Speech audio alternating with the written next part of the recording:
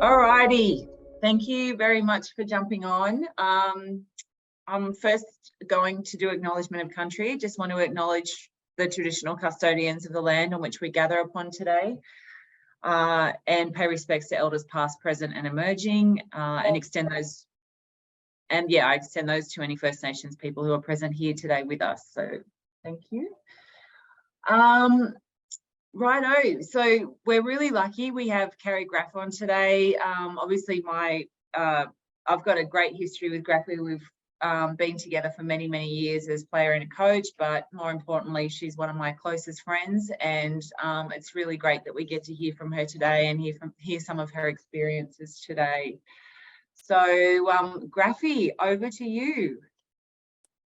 Thanks, Loz, and thanks to BA for including me in this program. Look, everyone, it looks like we've got a pretty small group, which is good. I think we've got enough for a team of 5, and Lauren can come in off the bench. So what I thought I'd do is just share my story into coaching and of coaching to give you some context and background, maybe some of the challenges I've faced, and then being that it's a small group, maybe open it up to you guys for questions to get a sense of what it is that you'd like to get out of the session today. And with me, being that it's a nice small group, so we can always make it a one-on-one mentoring session, if you will. But look, my background, I grew up in Victoria. I played Aussie Rules. Aussie Rules was my sport of choice, but as a little girl in the 70s, clearly I didn't get to play that much. I was forced to play netball, and I didn't fancy that much either because you had to wear a dress.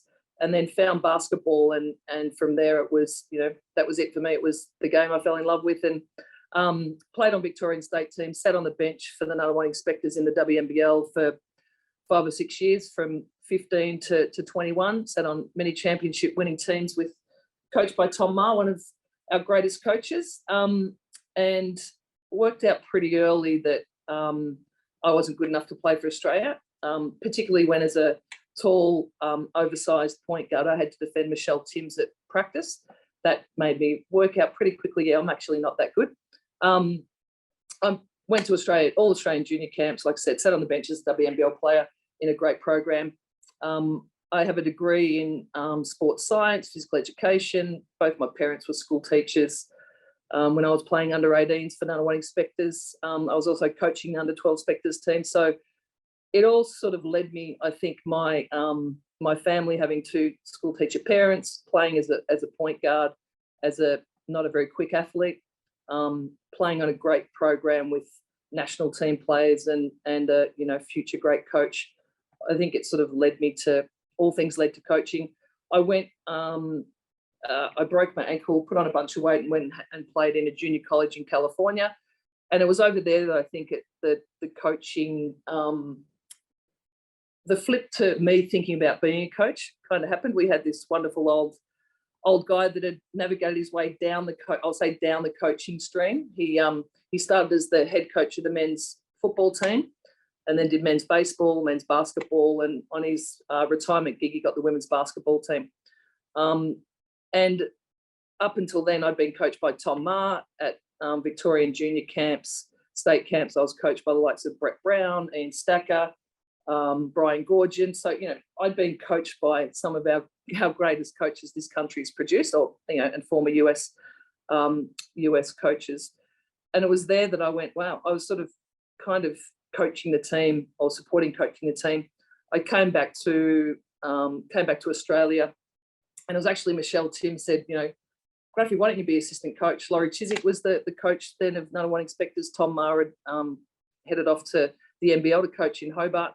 And I think it was from that point when there was some, talented people suggesting I try coaching, sat on the bench as an assistant coach with #1 inspectors. And from that point, for me, it was, I want to be a coach. I'd found what I thought was what I was meant to be, was a coach, not a player, and jumped into coaching pretty early. So I then, I was head coach of the Sydney Flames in the early 90s as a 25-year-old, and then went on from, and had a long career in the WNBL, was assistant coach with the Opals for two campaigns, and then head coached while Lauren was still playing at the London Olympics, and obviously prior to that too, had a 7-year stint in the WNBA, both as an assistant at Seattle and Phoenix for quite a while, and then head coach at Phoenix. So that's kind of the overview of my journey through coaching. And I think if I reflect, for me, that there was numerous challenges along the way in terms of I got knocked back for jobs quite a few times. So I did a coaching scholarship at the AIS back in 1991, and as a young coach coming out of a 12-month scholarship program where I was assistant coach with the AIS women's team, that I then wrote letters to all the CEOs of the WNBL teams as a young 22, 23-year-old, and said, I'm the next head coach for you, in a polite, not arrogant way, I hope it was, but just putting myself forward that, I think I've got the tools to be a head coach, and if an opportunity arises at their club, please consider me. And when I reflect, it was in my naivety, I think, as a young person, I did those things not really consciously, just that I had a goal that I wanted to be a head coach in the WNBL. But when I reflect, I went, well, they made a difference, because 12 months later, I had 2 offers to coach in the WNBL, one with what was then the Tassie Islanders, and then in the Sydney Kings organisation with the Sydney Flames. So there was some really good lessons for me in putting yourself out there, or putting your hand up, rather than sitting back and waiting for an opportunity to come your way. Similarly, I applied for the Australian Opals job twice. So after Tom Maher had coached in 96 and 2000, I was assistant at both campaigns. I applied for the Opals job. Jan Sterling and I were, I guess we'd call respectful arch rivals. Jan was coaching the Adelaide Lightning while I was coaching the Sydney Flames, and was unsuccessful in getting that job. And Jan obviously was successful and had a wonderful stint as Opals coach. I applied again 4 years later and didn't get it, and then was successful post 2008. Similarly, in the WNBA, I'd been assistant at Phoenix for 2 or 3 years, and then the head coaching job came up and I applied and I didn't get it, and they selected a former NBA men's player that had played at Phoenix. He'd never coached anything, and he got the job ahead of me. 2 years later, similar scenario, they appointed a newly retired star player, Cynthia Cooper, who was a great WNBA player, had never coached anything, straight off the back of coaching, and they appointed her. And then the third time I applied for the head coaching job at Phoenix, I had 3 interviews, and on the third interview, they called me. I'd come back to Australia. They called me and said, look, would you consider being assistant coach? We'll pay you more, and we'll give the head coaching job again to a former NBA male coach. And at that point, I thought I'd take a gamble, because I'd been knocked back twice, and I just said, look, respectfully, no, I won't accept the assistant coaching job.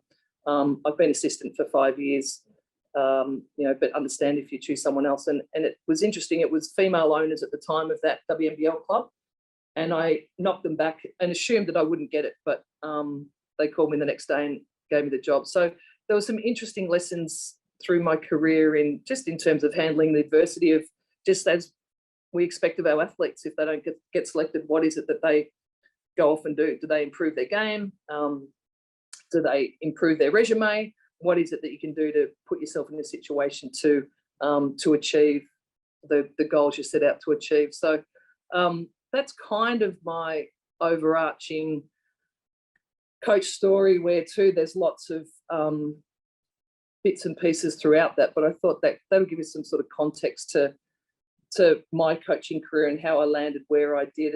And for me, I think it was about I landed on a job that I was hugely passionate about, passionate about improving or working with athletes to see them evolve and grow, both as people and as basketball players. And that, from a young age, I got to, the only profession I've had until now as a sports administrator was as a basketball coach. So I look back and go, that was pretty cool in this country, that from the mid-90s till 7 or 8 years ago, I was a full-time professional basketball coach for 25 years and paid reasonably well. Not like my male counterparts, but having said that, it was a career that I was certainly passionate about and enjoyed the whole journey. So maybe I'll just pause it there, Loz, and open up to some questions. I'm conscious that I think Lisa said she's got to go, and we can come back and I can bounce off maybe some of the questions if that's, I'm conscious of time, but I thought that just will give a good sense of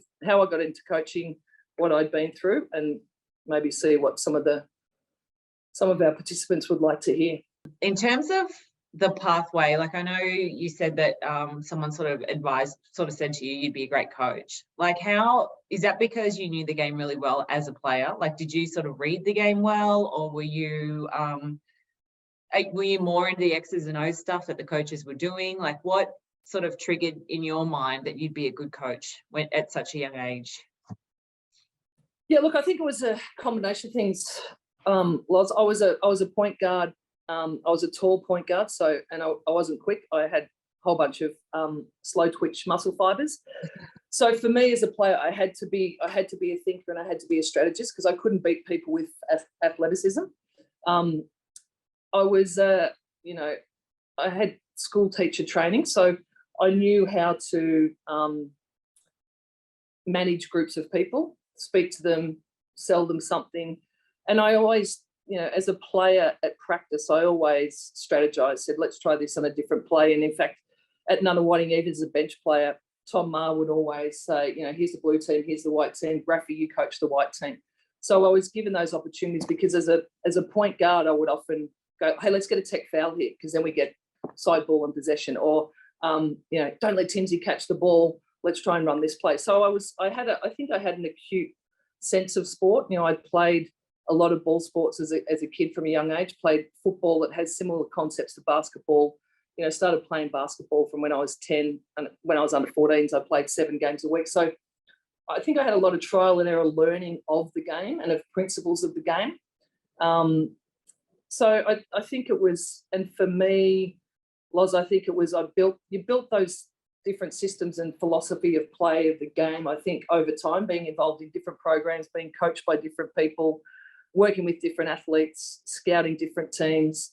And I think my school teacher training set me up to be, coaching is teaching. You have to have the skill to teach people, to share and impart knowledge that they can absorb and take on, and to their advantage to improve both individually and as a team.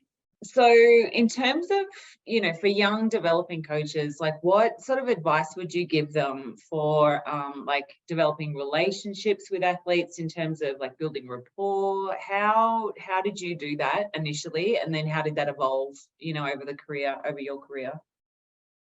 Yeah, look, I think for me too, the lessons, as a young athlete, most of the coaches I'd had were men. And I think it took me a while as a young female coach of female athletes. And when I was 25 coaching Sydney Flames, I was coaching Robin Maher and Karen Dalton, who were 10 years my senior and already dual and triple Olympians. So I look back and go, how the hell did I do that? But I think it was that I was just open and honest and spoke to them about perceived challenges and my expectations of them. So I think in terms of rapport building for all athletes, whether they're, developing young athletes or senior athletes, I think building trust through building a relationship. And I think having honest conversations about expectations of their talent and their role, and having meetings, it's easier in a pro environment because you have more time with the athletes. You can actually have individual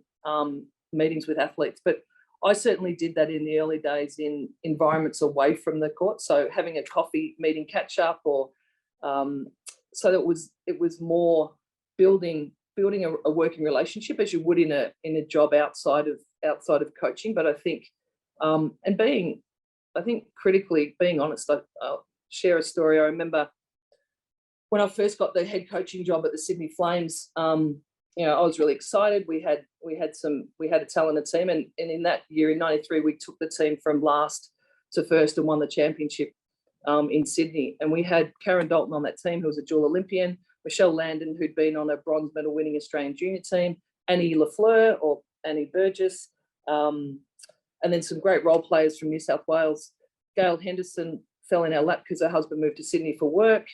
I recruited Trish Fallon and Shelley Sandy. So we had already there three Olympians, and Annie Burgess became an Olympian. And then Robin Marr called me and said, hey, Graffy, do you need any more players? And Robin was a 3-time Olympian, one of Australia's greatest players. And Robin was renowned to be, pretty direct and firm and black and white.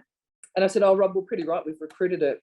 We've got a team. And she said, oh, well, we're moving to Sydney. Tom's got the Opals job. They were in Perth. And I said, great, fantastic, really excited. And then everyone started saying to me, so I was 25 in my first year as head coaching, how the hell are you going to coach Robin Marr? And so then I started to shit myself and go, how the hell am I going to coach Robin Marr? I'd played with Robin as a bench player at Nunawading through many championship years. And then I started thinking, yeah, how am I going to coach Robin Marr? What if she confronts me at practice and says, what the hell are we running this drill for? So I thought, well, I should speak to her about it. So before the season started, I had individual meetings with all the athletes and talked through where I saw their fit in the team, their role, what were their expectations of me, how did they think our team was going to evolve. And I remember the meeting with Robin, I just opened up with, hey, Rob, and I'm 25, she's 32 or 33 and one of our great players. And I just opened up with, Rob, I've, we know each other. I played as a benchie with you. I was really excited to have the opportunity to work with you, but now I'm shitting myself because everyone's said to me, how the hell are you going to coach Robin Marr? And it was a great lesson in just being honest and vulnerable. And Robin said to me, she goes, Graffy, me too. That's what I thought. And then everyone started saying to me, how the hell are you going to play for Graffy? So we got that weird thing out of the way straight away, open and honestly, and then just said, great, let's get on with it. Rob, you're our go-to, you're a great defender, you're a leader. How do we work together? I really need you to help guide practice for me and with the way you operate. So I think those honest conversations where it is, I felt vulnerable to say to one of the star players, I'm shitting myself in with the concept of coaching you. But it was a wonderful lesson in that, and that builds rapport because it's trust. You put yourself out there, you're vulnerable, and I think that's a platform to build trust from. So I hope that story sort of highlighted a little bit about how you can build rapport and being open and honest with your athletes. I'm a fangirl from the early 90s, so thank you so much for sharing that, Carrie.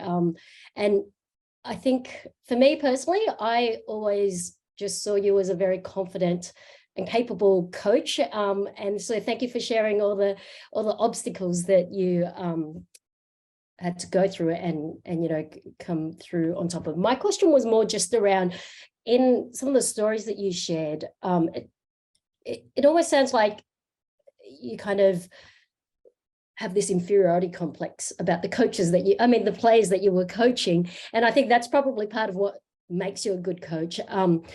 And just from the sharing of the anecdotes that you just did, it seems like you've got this natural confidence about you. And so my question in relation to coaching is just, is that always been part of who you are? And you just shared your story about, oh gosh, how are you going to coach Robin Marr? But how do you kind of I don't know, I guess it's grit and building that thick skin nature of, okay, this player might be a better player than me, but I've got some things that I can share to improve them as a player. Yeah, I don't know. I don't consider myself overly confident. I think like anyone else, I have, absolutely. I walk into rooms and go, even today, I'll be honest, I was nervous about doing this Zoom. What does the group want to hear? What's appropriate to share? What can I offer? And I think that can sometimes be a particularly gendered thing that we tend to undersell ourselves. But I think I had confidence as a coach because I played at a reasonable level and I played with some of our greatest players and they respected my mind for the game. So I think that I didn't feel, like I said, I didn't lack confidence in the concept to coach Robin Marr. It's that everyone started telling me how am I going to do that?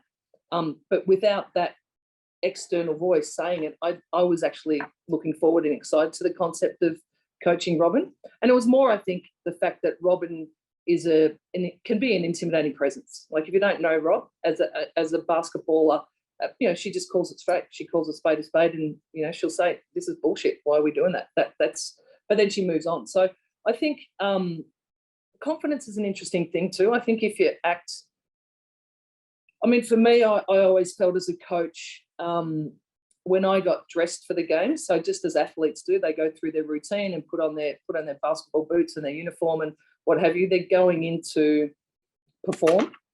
And I think for me as a coach, when I got dressed to coach, and I always wore a business attire because I felt that was appropriate in terms of, we were often pre-game, there'd be an event with sponsors that I'd have to speak to, or that was part of selling the program, and I just felt that was appropriate. But it also gave me a sense of confidence and power. I think that if I dressed like a pro coach, and obviously pro coaches that I watched back in the day were all men that wore suits, that was part of my coaching armor almost. That when I dressed as a coach, I felt confident, and I felt I could step into that role of the perception of what a coach was. But I think it took me a little while to find my feet as a young female coach, to just be me, not to be what I thought, how I'd been coached, and also how I should look or dress and play the part. So I don't know if that answered the question, but I think you need to, in the confidence stakes, fake it till you make it. I don't feel confident in all the environments I'm in still. But I think that also speaks to, if you're feeling nervous about something, and just like we talked to the athletes, that's actually pre-performance juice, if you will, that if you feel those slight nerves, that's part of getting ready for coaching a game, doing a practice, doing a presentation. So Graffy, we've got a question here from Rebecca Newman. You've mentioned your own coaching philosophy, and what is your philosophy, and does it apply through all layers of coaching, from talented juniors through to elite? Yeah, look, my coaching philosophy probably didn't stray too much across my career. I certainly defense first, a defensive focus I thought was critical to building successful programs in terms of winning, and that offense generally takes longer to evolve. So, a defensive philosophy, both individual defensive focus and skill, full court pressure, trapping, think disruptive defense, I think was certainly always a theme of the teams that I coached, that we try and instill. Two-tempo basketball, so, looking to fast break first and then play quarter-court offense. I wasn't as much of a, half-court structured team first. But I think things change depending on the team you're coaching in terms of what the personnel makeup is. So, I'd tweak that a little bit based on the particular people that we had on a team. But I think, style of play can transfer from under 12 basketball to WNBL. And in fact, when I coached the under 12 #1 inspectors rep team, I did with them exactly what we did at WNBL practice. Same defensive principles, same ball handling, same offensive concepts. And I was pleasantly surprised that they could absorb all of those concepts. The kids, I think sometimes when we coach kids, we undercook what we teach them. I think there's got to be progression in learning, but I'm an absolute advocate that young kids can absorb concepts of play, patterns. I don't think you want to be too structured with under 12s down, but I think they can understand concepts of play and some simple offensive sets. But I think for me, certainly a defensive first focused possession play, they're the things that ultimately win your championships. And they set a foundation for hard work. Defense and possession play are gritty, hard work things. They're not. Offense is a much more finessed skill, I think, in general, in terms of teaching offensive concepts and the skill set that goes with offensive play. I think they take longer to evolve. Great. And there's another question here from Rebecca. Just, can we talk about thick skins in the modern game? It's a little bit controversial. Thick skins. And does it support performance of players? Does it support coaches in their own performance? having a thick skin. Yeah, look, absolutely. Look, I'm still a huge advocate and I guess spruiker of the team themes that Tom Ma put in place with the Opals in the early 90s. And they've had, to me, I think they're part of the legacy of Australian basketball. And three that I'm an absolute believer in that cut across not just sport but life are relentless persistence and the ability to handle adversity. I haven't got them here, but we could maybe share those themes, Loz. I've still got them on some slides. But Rebecca, I think, you know, with the current generation of kids that play sport and at the performance level, I think our young people today aren't as resilient. I don't think they can handle adversity as well. And I think there's been a societal shift in both how, I think just how, like all generations, things shift, but I think there has been an absolute change in that. I think the way athletes receive feedback is much different than they did even 10 years ago. So I think that there has to be a shift in coaching. So I think you know, a style of coaching from 15 years ago wouldn't work with the current crop of athletes. I think the way the way they receive feedback is different. They don't like to be told the things that they can't do.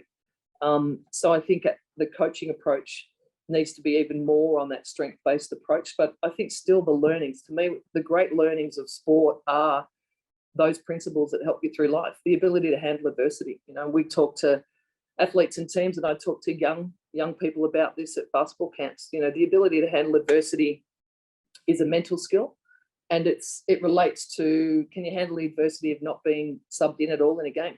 Can you handle the adversity of not being selected on a state team or a rep team?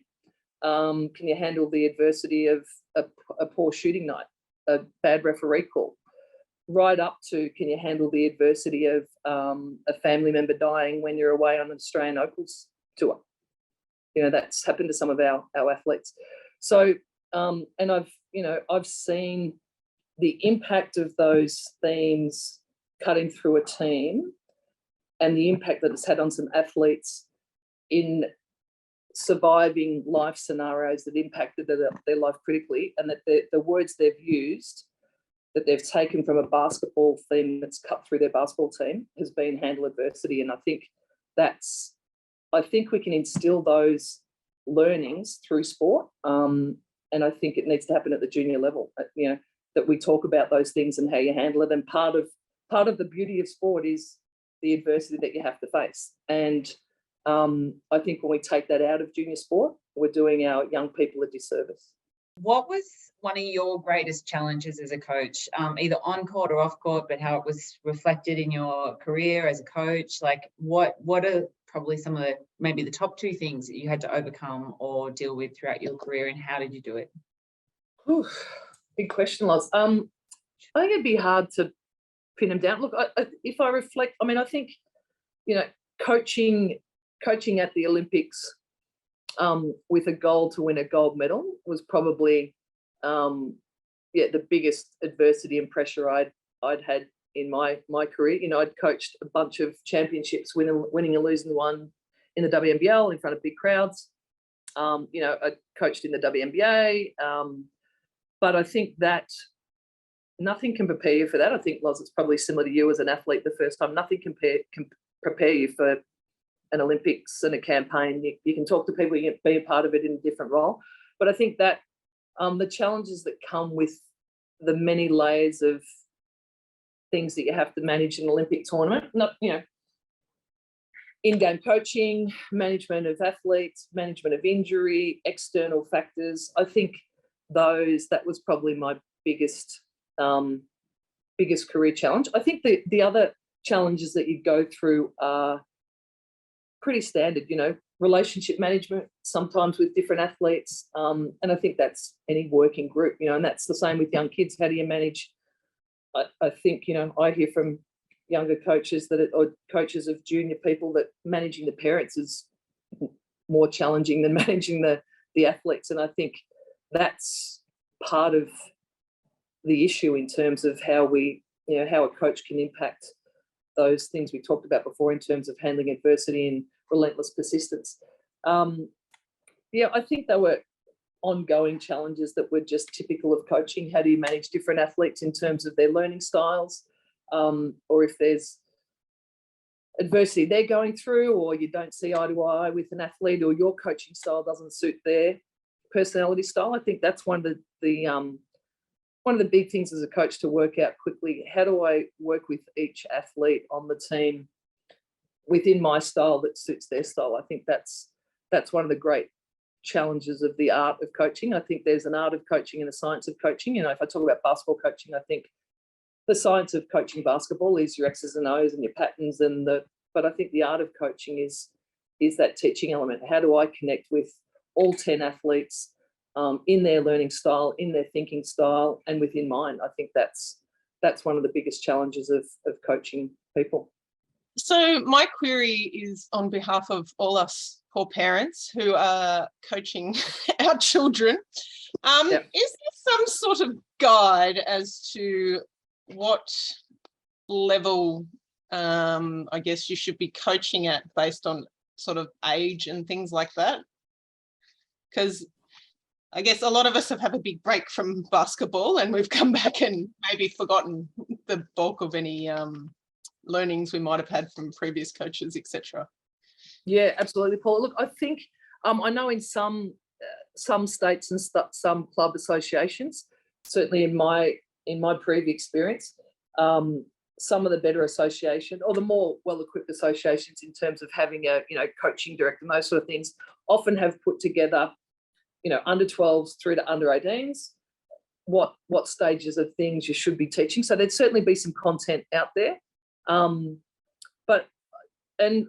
Paula, what age level what are you coaching? What age group are you coaching? What is it? Sorry, it swaps every 6 months, of course. Under 12s now. Yeah. I mean, my philosophy would be, I mean, we've got a big problem in that all the kids have obviously basically missed 2 years. Yeah, exactly. Sorry, I'm in Melbourne. So, yes, major dramas in terms of ages and levels now. But yeah, you're right with that 2 year gap. Absolutely. Yeah. Look, I think my personal view is teaching concepts of play rather than structured sets for under 12s. Other people would have different views, but that they understand, offensive spacing, pass and cut, maybe some simple screening elements, but certainly ball movement and spatial awareness of the court, how to be, position in 5 out or 3 out, 3 out 2 in or 4 out 1 in. So those principles of passing and cutting, moving the ball from side to side. Tom Ma used to have a great overarching offensive philosophy that I think cuts through for kids, and he used it, and I still use that terminology, and he used to call it the magic formula. And so no matter what offense you're running, whether it's a structured offense or a continuity offense, whether it's a flex offense or a screener offense or a more structured set with staggered or double screens or a ball screen offense, that it had to have these 3 elements, and that was you had to pass the ball 4 times, the ball had to change sides, and the ball had to go inside and outside, so either by pass or dribble penetration. So with those concepts, you can play freelance motion basketball if you just said we have to do those 3 things. If we do those 3 things, we'll guarantee we'll get a pretty good shot. So I think broad concepts of play for under 12s, but I think getting them to defend too, because I think that's when they can create easy opportunities. So doing some full court pressure. I know there's different rules in different states in terms of can you full court press, and if you're 20 up, not. I think that's good, but I think those concepts of play are really valuable for kids into setting them up to move then through the basketball pathway.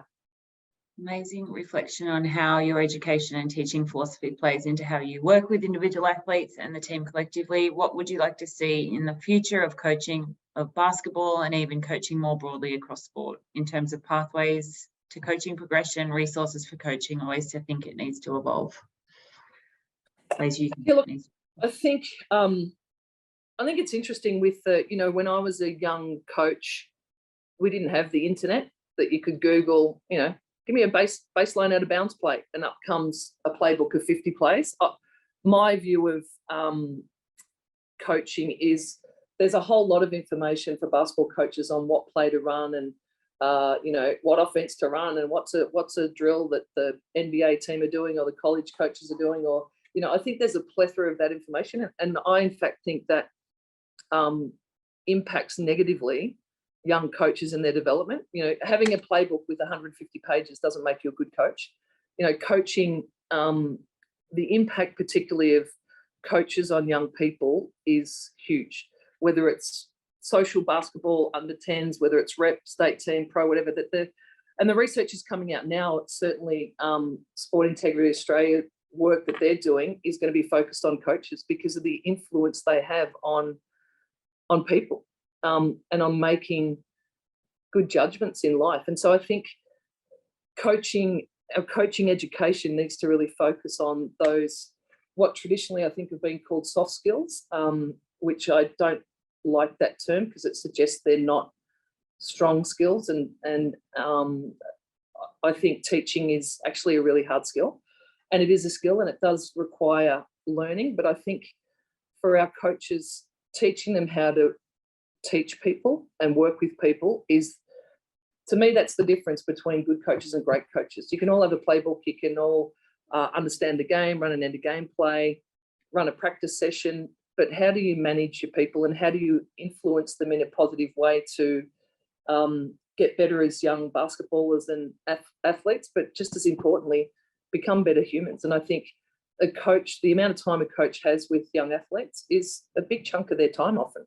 And you can have such positive influence. So I think a lot of the, the coach education needs to have a really strong element on this is how you teach people. This is how you teach people with different learning styles. And I think that comes through now in some of the coaching units. And I certainly know that the Australian Coaching Council or Sport Australia have redone a lot of their coach learning modules, and that's much more a bigger part of it.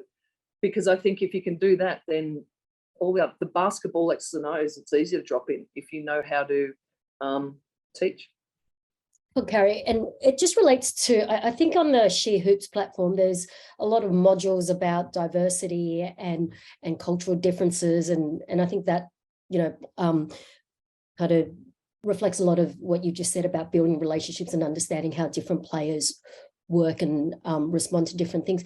So I was just interested to know, Carrie, since you've had overseas experience as well, have you seen culturally the differences, and as your coaching career has progressed, I'm sure you've evolved your coaching ways as well. And in relation to what we just talked about, how kids are probably more, for want of a better word, sheltered these days, and what might have been acceptable 15 years ago is not so much acceptable now. I was just keen to kind of understand how you found, say, the American coaching experience versus the Australian experience. Like, are kids more vocal in America, or look, absolutely. The coaching in the US there was a subtle cultural difference in terms of I think this really highlighted Australian sport culture in the US. And I'll give you an example and hopefully it highlights it. But we'd often use a rating of 1 to 6 as an evaluation tool of our team and individual goals.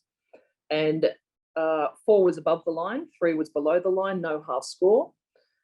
And in my 20 plus years of high performance coaching in Australia, I coached one athlete. There was only one athlete that ever gave themselves a 6. And I coached one of the greatest players in the world who's on the Zoom today. She really gave herself a 5. Often we'd say to her, mate, you weren't a 4, you were a 5. But the one Australian athlete that gave themselves a 6 out of 6, it might have been blocking out or offensive rebounding, she'd spent 4 years in US college. And when I coached in the US, we used the similar system. And every US athlete, every time we evaluated the team goals or their individual goals, would give themselves a 6 or a 5. Even there'd be an athlete that played 10 minutes a game and got 2 boards, 1 turnover. and they gave themselves a 6 out of 6 for rebounding. So there was this real difference in confidence, can do, as Australian athletes and Australian sporting culture. I think we undersell. We're more humble. We're taught not to be a tall poppy. The US, it was absolutely the reverse, But say you're the best and you will be the best. So that was interesting for me to then, well, what do you do with that as a coach? Call it out and say, mate, you went a 6, because it didn't fall for them. If I said to them they went a 6, they were like, well, what do you mean, coach? I thought I was a 6. So that was an adjustment in terms of people's perception of their level of skill. And that was really a cultural thing. It was a US versus Australian, USA, as a, again, generalization, felt that they were the best. Every player on that team thought they should have started and thought they were, had a great performance all the time. So that took some adjusting. And I then, after a few years, moved away from that evaluation system because it didn't have the same impact. I wasn't getting what I thought were real results. And the pushback on that wouldn't have been of value to me as a coach.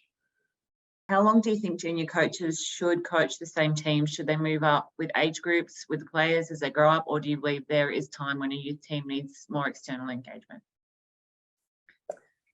Yeah, good question. I mean, I think, my view on this, and I haven't done, my sort of coaching career has been kind of at school camp, school clinic level. So under 10s and under 12s, learn to play, and then right up the other end. I've done little bits and pieces in that, in the junior space, more sort of individual coaching and national junior camps. But my view would be case by case. I think, if the best coach moves up with that talent, and the coach is still evolving and the athletes are still evolving, I think it's okay. But I think for breadth of experience for athletes, and if we talk about handling adversity, being exposed to different coaches, good, bad, indifferent, is a wonderful experience. It's just like school teachers. You're going to have teachers that are when you reflect, that was the worst teacher I ever had, but you still learned some wonderful things. And if I reflect on my coaching career, I coached with some coaches that were terrible coaches, but they taught me some wonderful lessons that I took into my own head coaching and said, well, I've seen that in action. I would never coach that way. So I think same for our young people. It doesn't matter if they've got a new coach that's learning. There's great lessons in that and great life lessons. So I really think, Paula, it's a case by case, and what's the cohort of athletes, what are their needs, and how talented is that coach. But I think getting refreshed by being coached by different people has a positive impact on athletes. Look, Graffy, I just want to say thank you so much for spending your time with us today. It means a huge amount, and I'm sure that everybody on here has taken a lot from it. We are going to try and get Graffy back on early next year if she has time, but we know you're very busy with everything. But look, really appreciate your insights, and I think what you brought to the sport as a coach, as an administrator, is monumental, and just really appreciate everything you do. And thank you for supporting She Hoops, and yes, mentoring our wonderful cohort of coaches coming through. Thanks, LJ. And I just say to everyone, utilize your networks. I guess this is a little network already. If there's, one of the things through my career too is I was never afraid to ask people, and some of the responses I got back to go and be involved or see things was huge. I'd called the Sydney Swans and said, can I go and watch Paul Rue's coach? They said, sure, come in for a week. What do you want to see? And they engaged me in everything. I don't think I had any no's to basketball opportunities or other sports by just asking the question, could I come and watch your practice? Can I have 20 minutes of your time? People in the system are really happy to support. So if coaching, regardless of what level you're at, is reach out to people. They'll, you'd be surprised at what people will give back. And, often people say to me, how did you end up doing that coaching clinic for that thing? And I said, because someone asked me. So, ask through your networks, and you'll be surprised at how many yeses you get. All right. Thank you very much, everyone. Thanks, Graffy.